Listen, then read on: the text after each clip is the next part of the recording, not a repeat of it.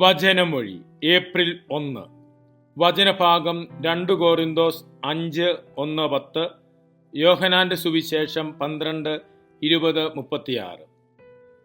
ഈശോയിൽ സ്നേഹമുള്ളവരെ, നോമ്പുകാലത്തിന്റെ അവസാന ആഴ്ചയിൽ വലിയ ബുധനാഴ്ച നാം എത്തിച്ചേർന്നിരിക്കുകയാണ്. കുരിശിന്റെ പാതയിലൂടെ നിത്യജീവിതത്തിന്റെ പ്രത്യാശയിലേക്ക് നയിക്കുന്ന തിരുവചന ഭാഗങ്ങളാണ് ഇന്ന് നാം ശ്രവിക്കുന്നത്.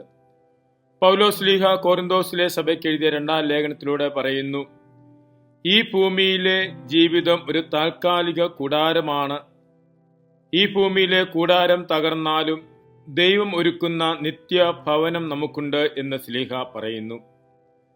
നമ്മുടെ യഥാർത്ഥ ലക്ഷ്യം ഈ ലോകമല്ല, ദൈവത്തോടൊപ്പമുള്ള നിത്യജീവനാണ്.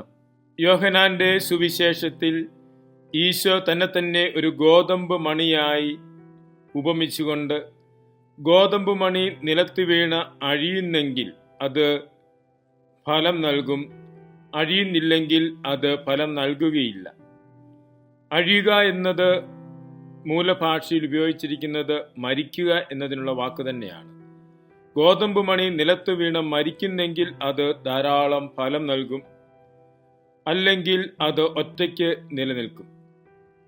ഈശോ തന്നെ ഒരു ഗോതമ്പ് മണിയോട് ഉപമിക്കുന്നു. ഗോതമ്പ് മണി നിലത്ത് വീണ് മരിക്കുന്നതുപോലെ, അഴിയുന്നതുപോലെ മിശിഹായും കുരിശുമരണത്തിലൂടെ തന്നെ സമർപ്പിക്കുകയും ആ കുരിശുമരണം അനേകർക്ക് നിത്യജീവനിലേക്കുള്ള പാത തുറക്കുകയുമാണ് ചെയ്യുന്നത്. കുരിശിന്റെ പാതയിലൂടെ ജീവന്റെ മാർഗത്തിൽ പ്രവേശിക്കുവാൻ, നിത്യത്തിലേക്ക് പ്രവേശിക്കുവാൻ നമ്മെ ഒരുക്കുന്നതാണ് ഈ വിശുദ്ധവാരവും വിശുദ്ധവാരത്തിലെ തിരുക്രമങ്ങളുമൊക്കെ.